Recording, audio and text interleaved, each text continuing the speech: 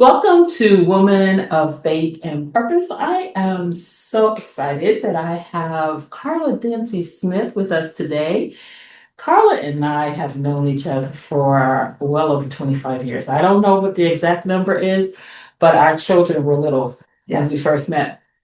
Carla is a certified executive and leadership coach, a consultant, and a passionate advocate for family caregivers.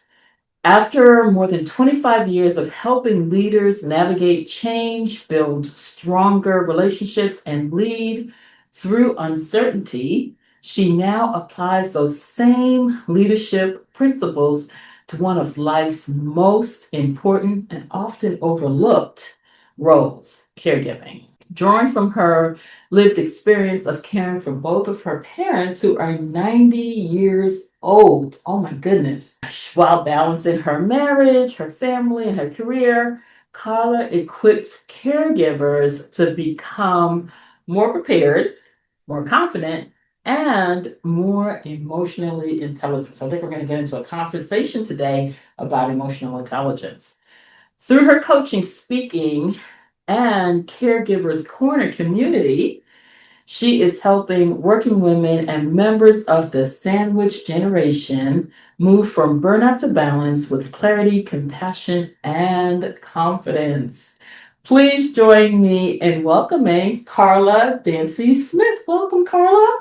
Thank you for having me. Oh. Thank you for asking me to be a part of your purpose. Oh, this is amazing. I am so happy that you decided to say yes to the invitation. One, because I'm a caregiver, so I understand what it feels like to have parents that need some additional support after they've taken care of you. Now it's our turn to take care of them. My mom is 87 years old.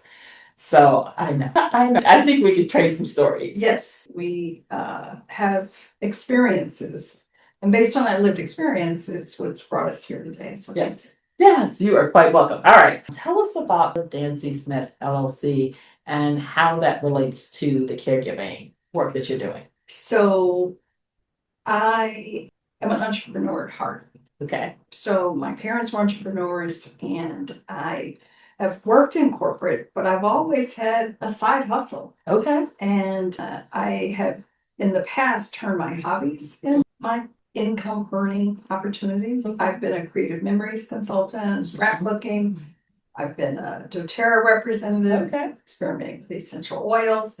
So I have always maximized my income earning potential as well as just giving back to the community. So that's what I do with Dancy Smith LLC. Okay, so it sounds to me like you're a serial entrepreneur. Dancy Smith LLC is the umbrella company. It So is. any kind of organizations that you decide to start will fit underneath that. Yes. Are you still doing some of the other things that you I am mentioned? not. My family teases me. They say every decade I evolve. So I scrapbook again, still as a hobby. Okay. I'm still very much passionate about essential oils, but only for myself. I'm no longer representing the company. You know, I think the word that you used there was evolve, and I think that's great that they didn't say that you're fickle. They said that you evolve, so evolving is good. Yeah. And so now this evolution finds you in the caregiving role. Now, tell me, was that because of your situation with your parents, or did you always have a heart for caregivers? So I would say a little bit of both. I watched my uncles, my father care for their mother. So I come from a family that's always been committed and devoted to our elders. Okay. So it was only natural when my parents were in need of care that I would step into that role. Okay. But in addition, my last career was in a major medical hospital system where I did leadership development and training for caregivers. Okay. So I actually taught doctors, nurses, and frontline clinical staff emotional intelligence as well as other skills. And so having done that in a corporate professional environment, I'm now doing it in my own business. Oh, I love that. So one of the things that we do have in common as well is that my previous career was organizational development. I will put a pin here also to say Carla is my accountability partner, so she keeps me straight. And as I like to always say, iron sharpens iron. So we keep each other straight. So The next question I want to ask you is around purpose. I call myself the purpose guy because I really am interested in our purpose, what God has called us to do. The name of my company is Purpose Quest Coaching. I'm really excited to learn when somebody's living into their purpose. And so I want to know, what is your purpose and how did you come to recognize what your purpose was? So thank you for that question. I would say I come from a family of teachers and ministers, and I've always surrounded myself with servant leaders. Yeah. And so when I think about my own style, that's probably where I landed, is that my purpose is to serve others. When I was in a corporate setting, I was serving leadership, and I was really committed to helping teams work together better. Whether it was multi-generational, multicultural, multidisciplinary, people who were different needed to come together and work. And so my purpose in that environment was really to create that safe space for dialogue, for growth, and to help people work together better. I am a problem solver. I am a natural kind of, how can we make this better? What's the full potential here? Glass half full kind of girl. That's just who I am. Okay. So would you say then it's a God-given purpose? Was there just like moment, or did you just kind of get into it because of your experience? Like, how did you know it was your purpose? I feel I did not know it was my purpose until recently. Oh, wow. Actually, I mean, I always felt I was working within my gifts, my skills, and my strengths, and my talents. But it's only, I think, when I've had the luxury to think about what I really want to do, what do I really want to do, Okay. that I could carve out and say, for myself, this is what I want to do.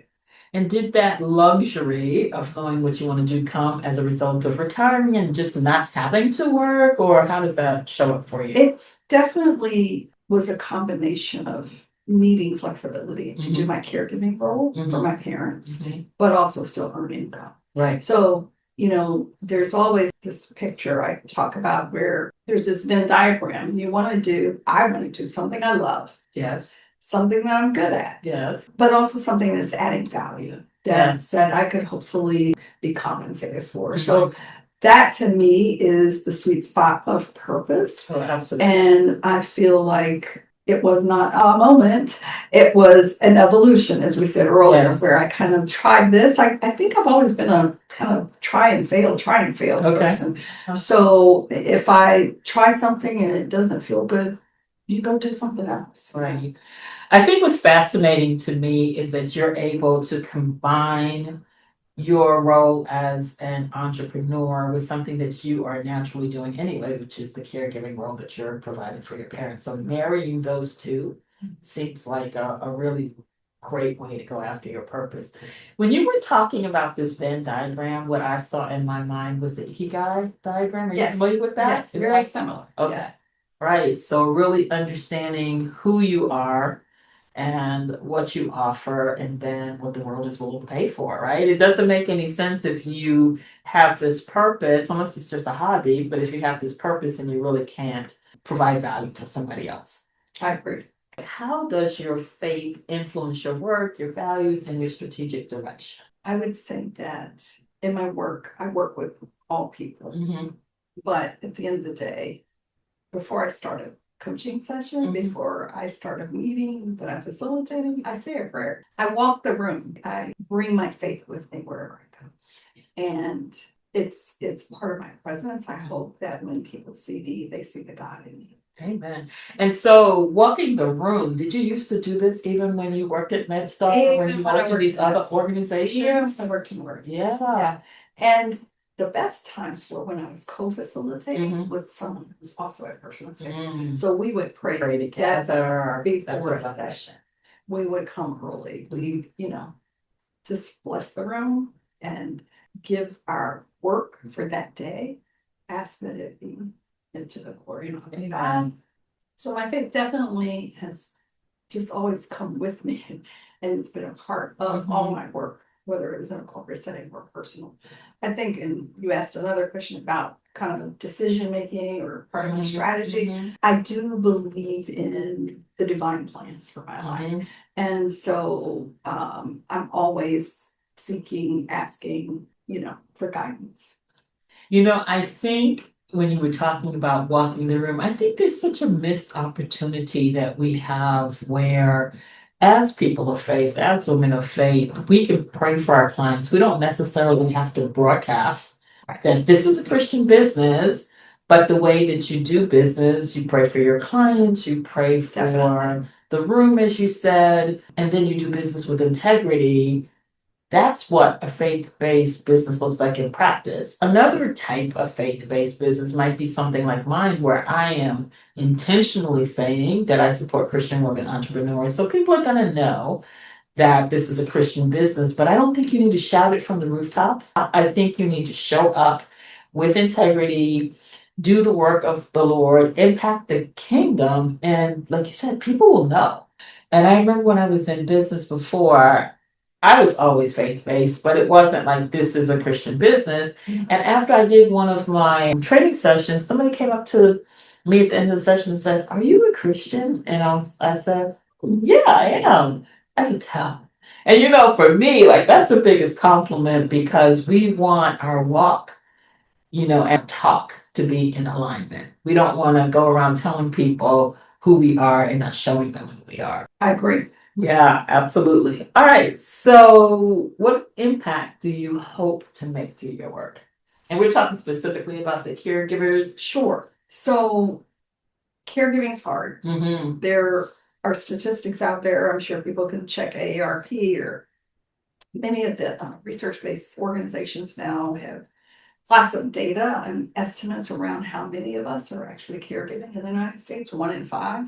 Wow. There's also a lot of data around that sandwich generation of how many people are, because the economy or other things, are trying to raise their children as well as their elders. So the impact I hope to have is on this great need. There is this gap of where our healthcare system runs out, whether it's somebody being discharged from a hospital or just the healthcare system has a lane. And when that lane ends, there's sometimes a gap. Person may not be able to go home and take care of themselves. And that's where family members come, as well as even professionals like home health aides and occupational therapists, people that come to the home to help supplement the family. So the impact I want to have is to make the quality of those services as good as they can be. And that can only be if the caregivers themselves are prepared, if they really can embrace the job with confidence. So the analogy I like to give is when I was expecting, I have 2 daughters, similar in age as yours. And we got that favorite book at the shower. What to expect when you're expecting, yes. And that book, I mean, I went to bed with it. I don't know about you, but it was like I wanted to be prepared.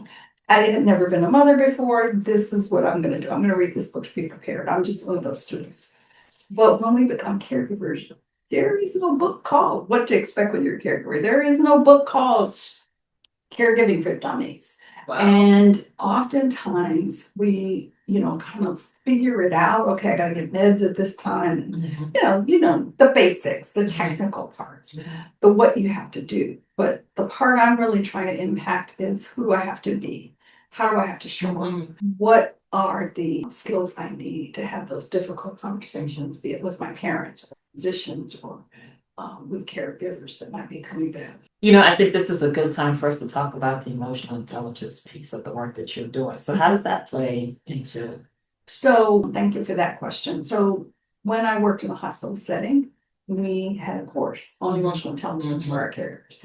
And the premise was that a physician could be the most excellent surgeon in the world, but that's all IQ related.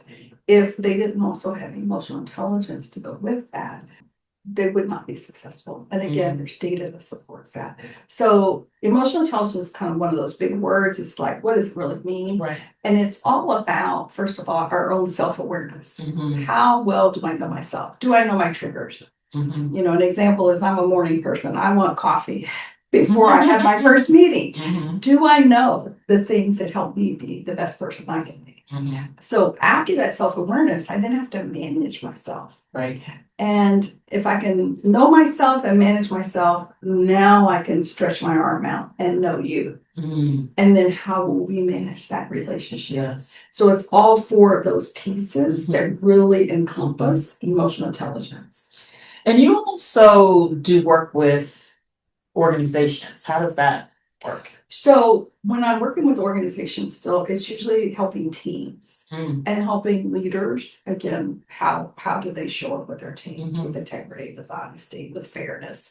Oftentimes there's underlying reasons why a team may not be high performing. Role clarity, of trust. Mhm. Trust is a huge issue. Mhm. So again, the same principles that exist with leaders and teams, trust and role clarity, are the same things that we need at home. So it's really taking the knowledge and the skills, and what I know helps teams perform well in the corporate setting, the organizational setting, and transferring them to. So Carla, this is not in my question set, but this is something that I am really curious about because as I said to you, I am a caregiver. I have been taking care of my mom probably for the last 20 years. I mean, she's been in and out of the hospital. And one of the things that I'm always fascinated with my friends who all seem to be in similar positions caring for their parents. I know some people who are just so gentle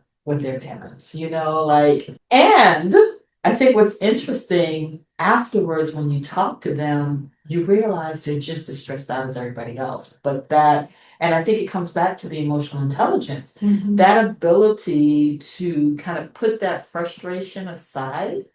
You know, for example, my mom has, let's call it delayed hearing. So oftentimes you'll say something and then you have to repeat it and repeat it and repeat it. And then by the third time I repeat it, I'm just like yelling. But I'm not meaning to yell. I'm just, whether it's frustration or maybe I think if I yell, she'll hear me. I don't know.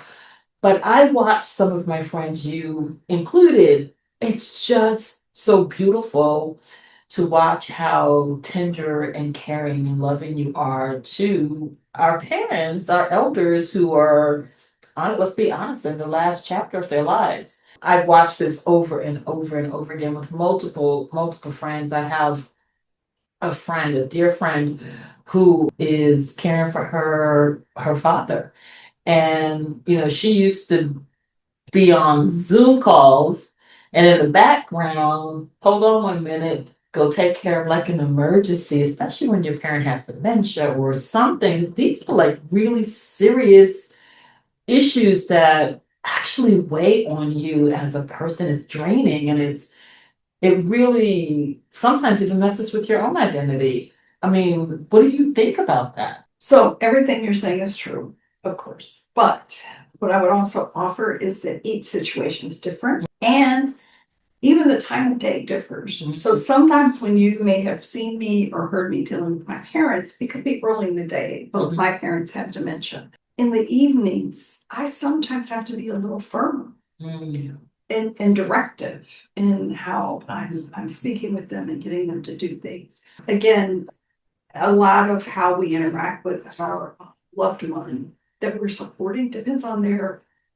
condition and where they are, how advanced they are. If we're dealing with someone that is in the midst of cancer treatment, we know they have good days and bad days. And so you get to know their routine as to if it's a day after chemo or after radiation, they're not going to have taste buds. You just get to know the routines and the wants and needs and desires of your loved one. And then I think I and others probably shape our lives and our responses around them. And that's probably what makes it work. I have to be very, very flexible.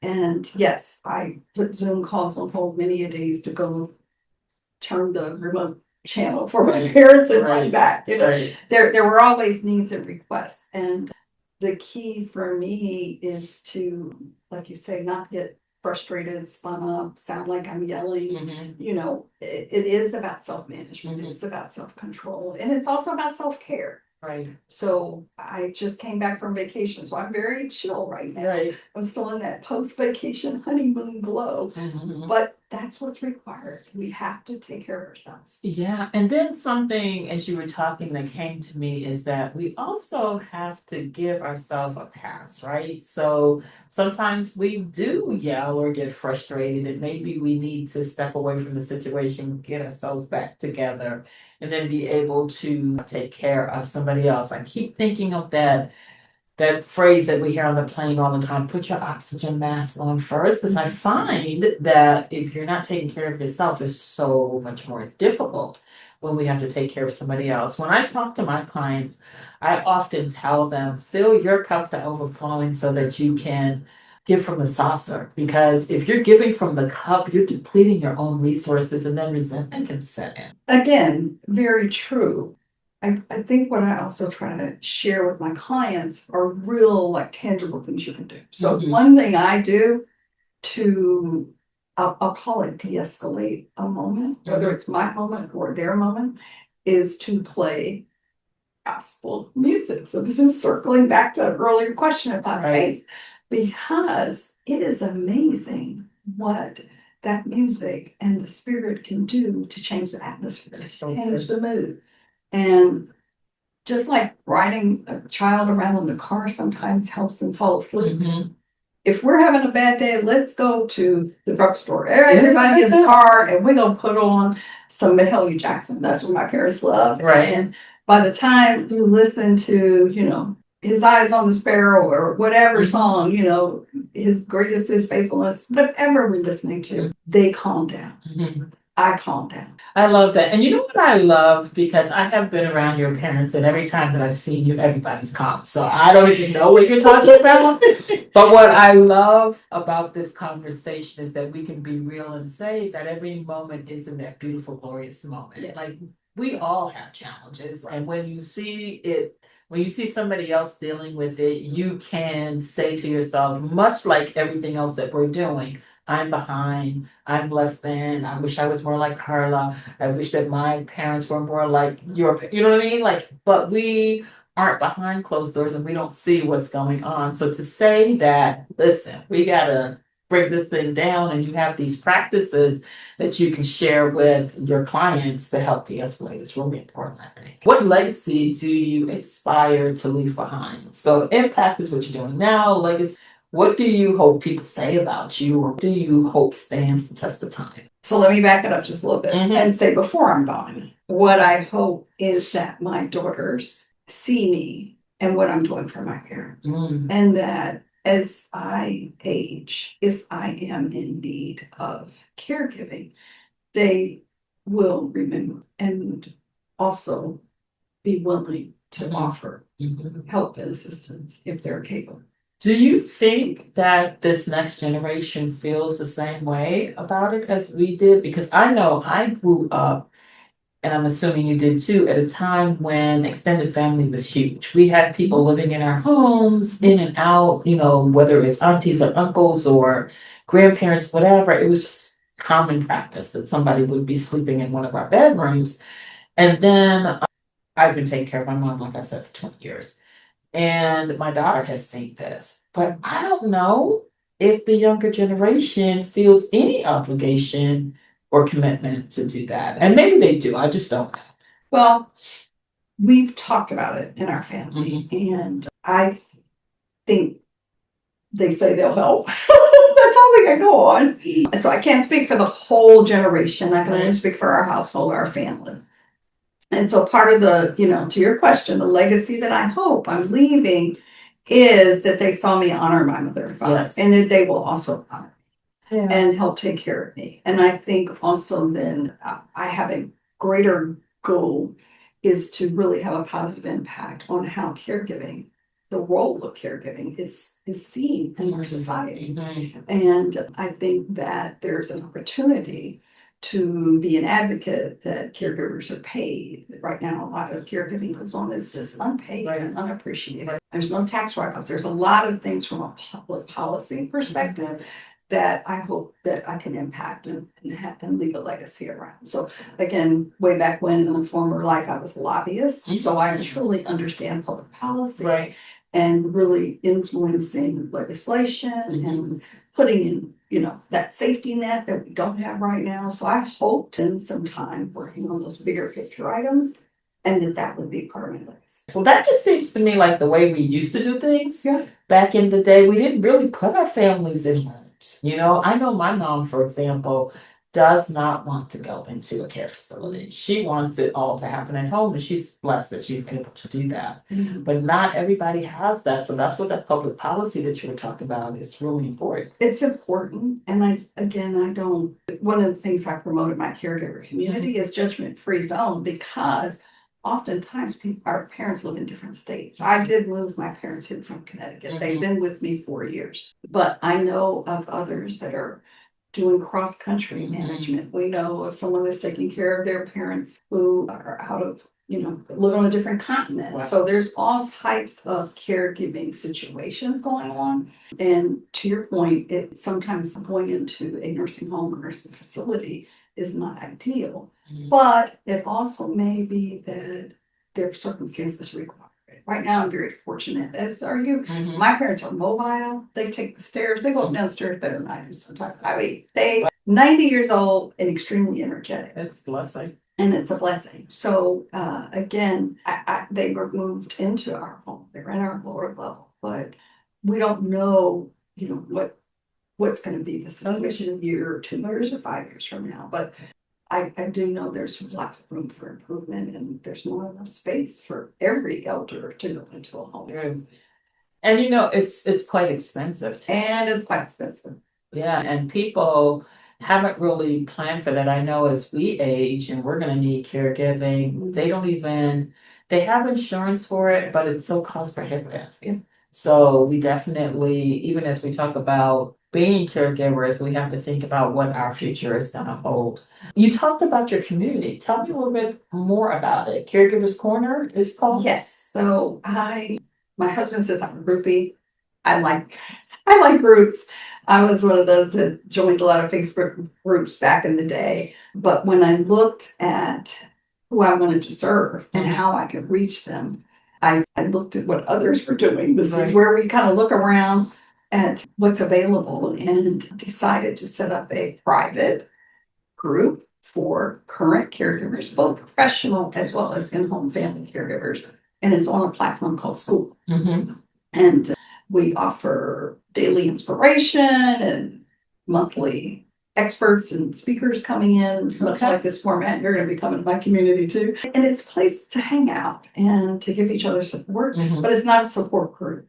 So it's more of a education, and it's a place where we can practice our emotional intelligence skills. So that's really what I wanted, was a safe space to really practice these skills, teach them, practice them, talk about them, promote them in a safe space community.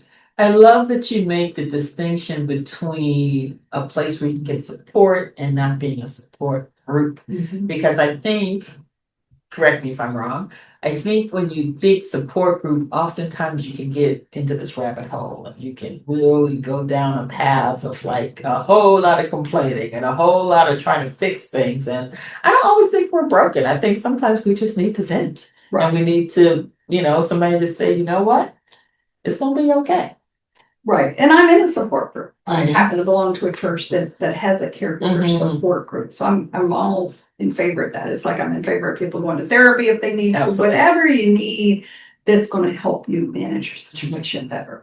But I think in a community, it's much more for me right now about strategies and tools and techniques. And It's a research. It's a learning space. It's a giving space where we can share with each other. And the thing about it is caregivers are busy. They don't have a lot of time to be chit-chatting, and their time is precious. So I want to respect that time and to really offer a space where you can come in, get what you need. Okay, I love that. What do you say has been your number one success factor so far for the community or For your business, Carla for Dancy this. Smith LLC. You know, I'm gonna say my husband right now is my secret weapon. He has been an entrepreneur forever. So he has much more of a sales mentality, a just steady, consistent way of doing business. And so I appreciate him as a cheerleader and also as a co-caregiver. He gives me feedback. I think as a business person, you really need somebody that's going to give you honest feedback. That, like you said, accountability partners. Now, there's some things I know he come down too hard, so I don't share with him. But for the most part, he has been a supportive person as I'm on this journey. Yeah, I think it's really important for you when you're partnered up, to have somebody who can be honest, give you feedback, be your cheerleader, be supportive. And it's a blessing when you have that. Yes. Not everybody has that. And some people, are on this journey on their own, solo, navigating entrepreneurship in a solo way. And I think, you said accountability partners, we are accountability partners. And I think when you are navigating solo, you do need somebody in your life. And that's why I always say I love the scripture, two are better than one because they can give a turn for their work. That thought that, and the other one, iron sharpens iron, that thought that you have somebody here. If you are walking this path alone, it's not only lonely, it's dangerous to do things on your own. I am all about asking for help and getting just other people's input and ideas. What advice do you have for women who are called to live their God-given purpose? I've been a consultant and I've been a coach. Right. So if I put on my when you say advice, that's my consultant hat. Yes. So putting on my consultant hat, I think, I would have to say the advice that I give myself. And that is to set a goal, and be willing to take baby steps toward that goal, which gets you to your purpose. You're not going to wake up and be there. And athletics sports is a big thing in our house. So I'm often thinking about people like Michael Jordan or, any of the other people who have achieved certain notoriety, success, and are working, and I see them working in their purpose. And how did they get there? And what I hear is do the reps, do the practice, stay consistent. We talked about that. And that is the advice I'm giving myself right now. So that's the advice I would give someone else, that you can know your purpose, but it's a day-to-day thing. It's not like you get here and, okay, I'm here, I've arrived. It doesn't stop. It's a constant, what's my next step? What's the goal? Where do I want to be at the end of this quarter? Where do I want to be at the end of this fiscal year? I think coming out of corporate, that was the structure that I was used to operating in. And I still operate that way in my personal life. Put in the reps, be consistent, take the next step, keep taking the next step, and then the next one, and the next one. Yeah, that's really good advice. And I think that advice really is good for wherever you are on the journey. You could be 10 years in, you still got to put in the reps. You still got to take that next step. Michael Jordan had to throw lots of, I understand, lots of hoops, lots of balls. To be the greatest of all time, you have to still put in the reps. Yeah. Is there anything else that you want to share with this audience? Anything that I didn't ask that maybe you wish to share, the upcoming program or anything like that? So I would welcome anybody who is a current caregiver. Feel free to look up on community, on school, Caregiver's Corner. You're invited to join. I would thank you for just all your thoughtful questions and you being a good role in terms of your caregiving. I always learn from others. I guess that would be, if I were to offer another advice, it is to be a lifelong learner. I have done a lot of reading recently about what prevents dementia. And the things we do today, the exercising, both our bodies and our minds, can help reduce dementia in the future. So some of the things that I'm doing, I do because they're, the doctor says they're a good idea, but there's also a long-term impact. So that self-care piece is important because it has long-term impact. So those are kind of my messages that, again, I'm saying to myself, How many steps do I have today? And then also recommendations to take action. That makes sense. How can we learn more about you? So I'm big on LinkedIn. Okay. I'm a LinkedIn person, so Okay. I constantly am posting on LinkedIn if I have, musings and thoughts of the day. So I welcome connections on LinkedIn. I do have a website, carladancysmith.com. I have a free assessment there where I talk about how balanced are you in terms of being a caregiver. So yeah, I'm pretty out there trying to increase my visibility. I tell my husband I'm a wannabe influencer. I always have this fantasy that we're gonna look up 10 years from now and look back at conversations like this and say, I'm a wannabe influencer. I am an influencer. Yeah, I'm on the journey. Yeah. Well, Carla, it's been so wonderful to have this sit down conversation with you and have my audience learn about you and to hear about the good work that you're doing with and for caregivers. And they can reach you at carladancysmith.com. So we'll make sure we get that information up on the screen. And I just want to thank you for your time today. I really enjoyed our conversation. You made me laugh. All right. God bless.